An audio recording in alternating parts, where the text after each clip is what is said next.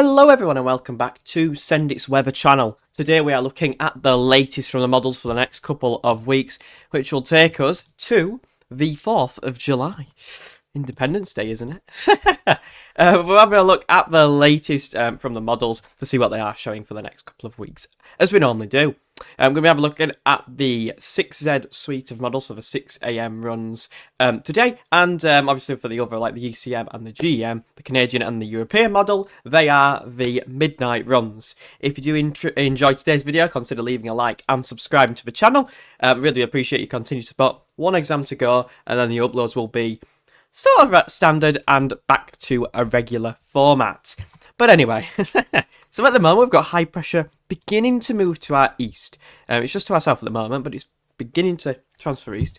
We've got low pressure far away to our north over Iceland, and we're pretty dry at the moment. Now going through into the end of the week, Thursday and Friday, see that high pressure begins to move eastwards, bring up that southerly or southeasterly wind.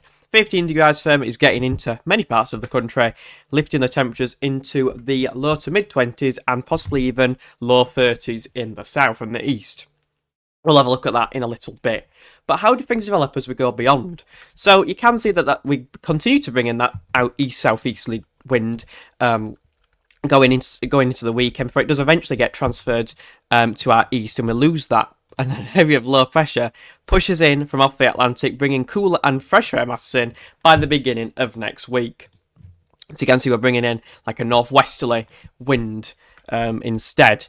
So it does transfer to a bit of a cooler outlook before high pressure begins to re-establish itself over into the south of the country, transfers the wind back into a southwesterly direction, and we bring up some quite warm air masses again.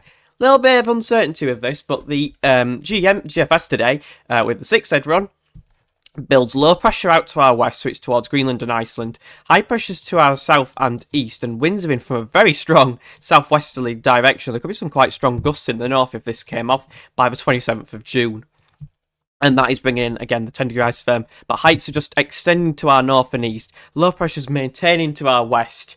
And it's very warm, a very warm picture. The 15 degrees firm into the south, 10 degrees firm covering the country, and that is a pretty warm picture there. But going into the longer term, again, there's a lot of uncertainty, but with this GFS 6Z run, high pressure continues to remain to our south and east, winds are remaining from the southwest, for eventually it does turn more unsettled again by the 2nd of July. Long way off, though, with low pressure beginning to move in from off the Atlantic. So a very, very warm run, I must say, maybe even quite hot, particularly in the south. See at the end again, and 2nd of July, that 10-15 degrees firm getting into the country again. But there's a bit of uncertainty about it. So that run pretty warm, maybe even hot for the next couple of days. It's 25 today, it's pretty good. Again, it might get a little bit hotter as we go into the last days of this week. Now, how does the GM compare? Let's have a look. So again, high pressure moving to our east, winds are in from the south and west, southeast. I'm not sure I'm bobbing my head around. Winds are in from the southeast, though, bringing that 15 degrees firm through the country. Saturday, two-minute temperatures with this GEM run reaching 30 degrees for central and southern and southwestern Britain there, so pretty warm. So yeah, I'd say heat wave maybe threshold may be broken. Now with this with the GEM run, we return to more of a westerly flow, but we don't bring in that cool air besides for northern Scotland there.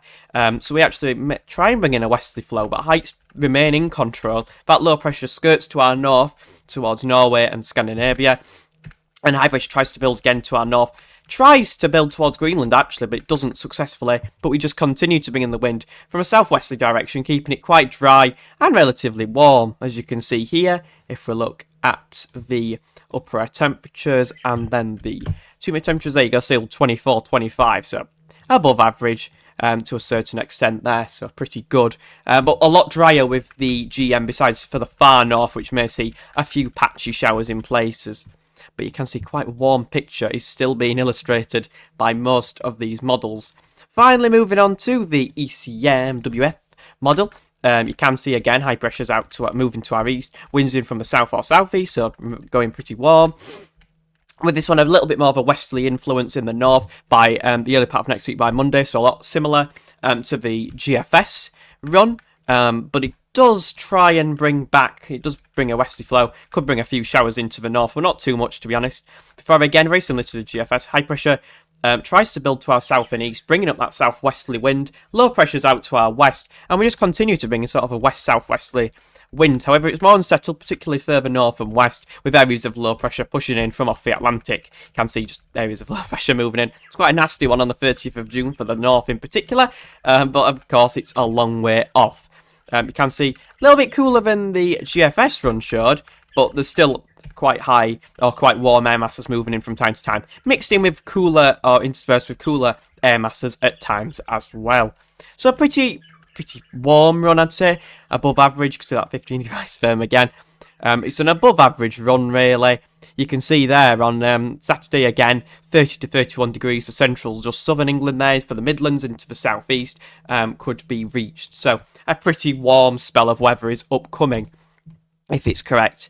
Now we're going to look at the UKV run for the next 5 days to see what the precipitation looks like. So if we go to now, which is about 4 o'clock or something, you can see not much around apart from a few showers in the far north and west, but nothing too much really. Pretty dry picture. Tomorrow is a day mixed with thick cloud, well, some thick cloud around, particularly further north, but it could be a pretty decent day for many, if we're being honest. But it is, again, pretty cloudy.